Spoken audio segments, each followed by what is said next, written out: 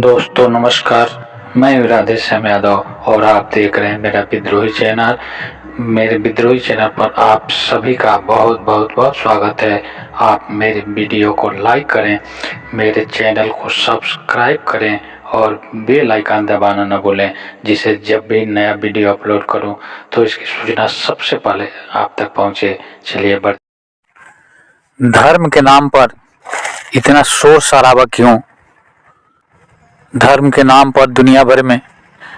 जो झगड़े होते हैं, इसकी सच्चाई क्या है? क्या धर्म के रास्ते पर चल कर के ही ईश्वर को पाया जा सकता है, या ईश्वर को पाने के दूसरे भी रास्ते हो सकते हैं?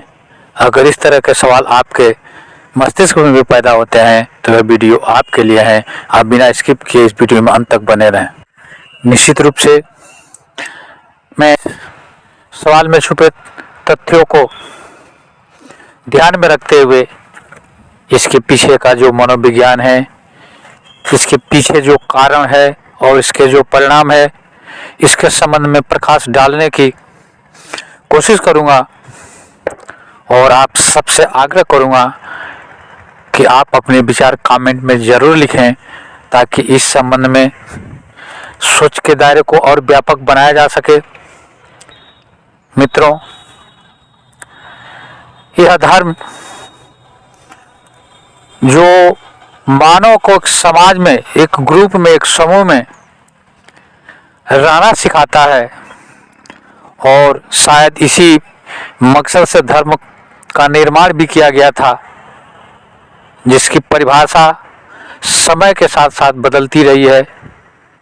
और एक ही परिभाषा सभी परिस्थितियों में लागू नहीं होती। एक परिभाषा जो आज सही है, हो सकता है कि 20 साल के बाद वो परिभाषा गलत हो जाए, जैसा कि विज्ञान में होता आया है।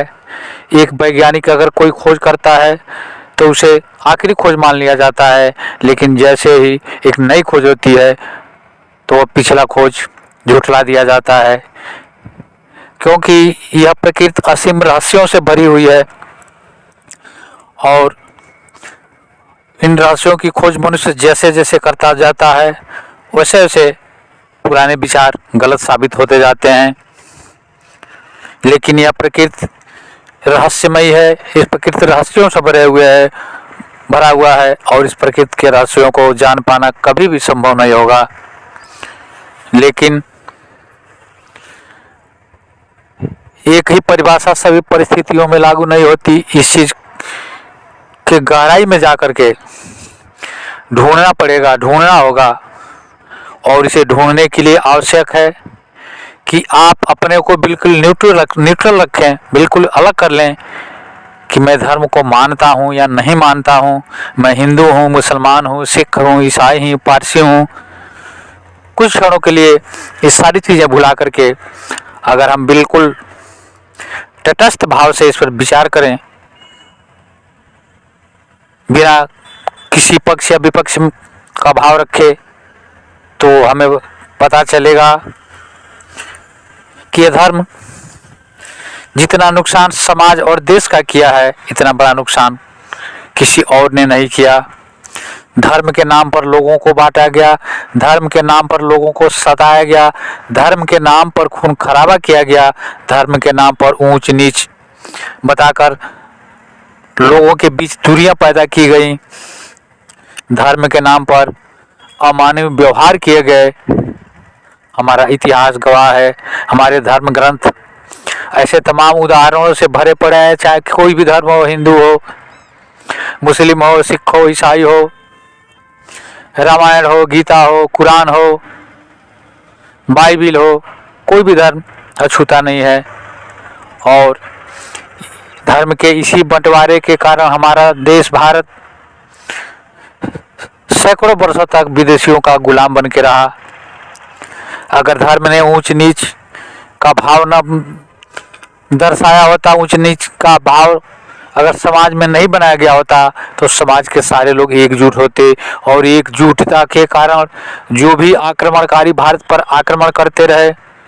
उनका मुकाबला करके उन्हें कभी भी अपने मकसद में कामयाब नहीं होने देते। लेकिन लोगों को जाति और धर्मों में बांट करके सेना में सिर्फ राजपूतों को भर्ती करके, क्षत्रियों को भर्ती करके, या लोगों की मानसिकता बना दी गई कि सिर्फ क्षत्रिय ही इस सेना में भर्ती हो सकते हैं, जिसका दुष्परिणाम हुआ कि क्षत्रियों की संख्या सीमित रही और सेनाएं भी सीमित रहीं। विदेशी आक्रमणकारी बड़ी सेना लेकर के इस देश पर आक्रमण करते रहे और एक बड़ी आबादी जो क्षत्रियों से अलग थी, ब्राह्मण और क्षत्रियों का अतिरिक्त एक बड़ी आबादी इस युद्ध में शामिल होने से बचती रही, क्योंकि उन्हें अधिकार नहीं था और हमारा देश बार बार विदेशी आतताइयों का गुलाम बना रहा। हमारी मानसिकता इस तरह से बन गई कि जात पात के खाई ने भाई से भाई के बीच दूरियां पैदा कर दी। जात के नाम पर लोगों को प्रताड़ित किया गया, जात के नाम पर लोगों को अछूत मानकर उनके साथ पशुवत व्यवहार किया गया, जिससे समाज का विकास रुक गया। सामाजिक विकास जिस तीव्र गति से होनी चाहिए थी उस गति से नहीं हो पाई। और आज भी अगर आज की परिस्थितियों में भी अगर किसी एक जात के ऊपर जिम्मेदारी दे दिया जाए कि देश का विकास करने की जिम्मेदारी सिर्फ एक जाति को है, देश की रक्षा करने की जिम्मेदारी किसी एक जाति को दे दी जाए, तो आज की व्यवस्था भी नहीं चल पाएगी। और उस समय की व्यवस्थाएं तो और भी कठिन थी। अगर हम इसकी गहराई में आकर के खोजें, अगर गहराई में उतर कर खोजने का प्रयास करें, तो हम पाएंगे कि अगर पूरे देश में सारी जातिवादी व्यवस्थाओं को समाप्त करके अगर सिर्फ एक जाति रखी जाए, सिर्फ भारतीय, भारत देश के कोने कोने में, जिस प्रदेश में, जिस राज्य में, जिस गांव में, जिस कस्बे में, जिस शहर में भी लोग रहते हैं, सिर्फ एक ही जाति बनाई जाए और वह जाति हो भारतीय। हर आदमी अपने को भारतीय कहने में गर्व महसूस करे, सारे जातियों का विभाजन समाप्त कर दिया जाए,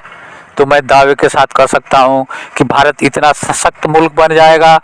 कि दुनिया का कोई भी देश चाहे कितना शक्तिशाली हो, भारत का सामना नहीं कर पाएगा। आज भी इतना विकास होने के बाद भी जाति और धर्म के नाम पर लोगों को बांटकर जो राजनीति की जा रही है, जो राजनीतिक रोटियां सेकी जा रही हैं, जो धर्म और जाति के नाम पर लोगों को बांट करके अपने स्वार्थ सिद्धि की जा रही है राजनेताओं द्वारा, जो जाति, धर्म और संप्रदाय के नाम पर वोट बैंक का निर्माण किया जा रहा है, आज की परिस्थितियों में भी यह देश के लिए शुभ संकेत नहीं है। प्रबुद्ध वर्ग को इस संबंध में आगे आना चाहिए और इन सामाजिक बुराइयों के खिलाफ प्रखर होकर के लोगों को जागरूक करने में अपनी महत्वपूर्ण भूमिका का निर्वाह करना चाहिए, क्योंकि अगर देश है तो हम हैं, हमारा अस्तित्व देश से है और देश को आगे ले जाना, देश को सशक्त बनाना, देश के सभी नागरिकों को समान सुविधाएं देना, देश के सभी नागरिकों को बिना किसी भेदभाव के विकास के रास्ते खोलना हर भारतीय नागरिक की जिम्मेदारी है। वह चाहे देश के किसी भी कोने में रहता हो, किसी भी राज्य में रहता हो, किसी भी देश का हो, किसी भी जात का हो, वो सब हमारे भारतीय हैं, वो सब हमारे भाई हैं। इसलिए सबके विकास की बात करते हुए सबके भीतर छुपे प्रतिभाओं को उभारने का पूरा मौका मिलना चाहिए, तभी सही मायने में हम एक सच्चे और समृद्धशाली भारत का निर्माण कर सकते हैं। अगर भारत का हर नागरिक अपने भीतर यह तय कर ले कि हम सारी जातिवादी व्यवस्थाओं को समाप्त करके सिर्फ एक जाति रखेंगे भारतीय, और सारे भारत के लोग हमारे भाई बंधु सबको एक परिवार की तरह से लेकर के सबको आगे बढ़ने के रास्ते उपलब्ध कराए जाएं, तो भारत को आगे बढ़ने से दुनिया की कोई भी ताकत नहीं रोक पाएगी। आज देश को ऐसे लोगों की आवश्यकता है जो जाति, धर्म, संप्रदाय, क्षेत्रवाद, भाई भतीजावाद, आतंकवाद, इन सभी स्वार्थों से ऊपर उठ करके देश के लिए सोच सके और सभी भारतीयों के लिए सारी सुविधाएं, मूलभूत सुविधाएं, रोटी, कपड़ा, मकान, शिक्षा, स्वास्थ्य सुरक्षा, न्याय उपलब्ध कराई जाए। यह हर भारतीय का दायित्व बनता है, हर भारतीय नागरिक की जिम्मेदारी है। इस संबंध में प्रबुद्ध वर्ग को जो सोच समझ सकते हैं, जिनके पास सरस्वती का दिया हुआ ज्ञान है, इस संबंध में मुखर होकर के बोलना चाहिए, निकल करके समाज के सामने आना चाहिए और एक ऐसे सुनहरे भारत के निर्माण में अपनी महत्वपूर्ण भूमिका निर्धारित करनी चाहिए। तभी इस मातृभूमि के प्रति सच्चा प्रेम होगा, तभी इस मातृभूमि का जो कर्ज है, जिस मिट्टी में पल बढ़ करके हम बड़े हुए हैं, जिस मिट्टी से पैदा होने वाले अन्न और जल ग्रहण करके हम इतने बड़े हुए हैं, हमारे रगों में, हमारे खून में इस मातृभूमि का कण कण समाया हुआ है, तभी हम इस मातृभूमि के उस ऋण को चुका पाएंगे। इसलिए आज हर नागरिक की जिम्मेदारी बनती है कि एक ऐसे भारत के निर्माण में अपनी महत्वपूर्ण भूमिका निभाएं। मित्रों, आप मेरे इस वीडियो को लाइक करें, इसे अधिक से अधिक लोगों को शेयर करें और कमेंट में ज़रूर लिखें कि यह वीडियो आपको कैसा लगा। अभी तक अगर आपने मेरे विद्रोही चैनल को सब्सक्राइब नहीं किया है तो सब्सक्राइब कर लें। मिलते हैं अगले वीडियो में एक नए विषय के साथ, तब तक के लिए नमस्कार, जय हिंद, जय भारत, वंदे मातरम।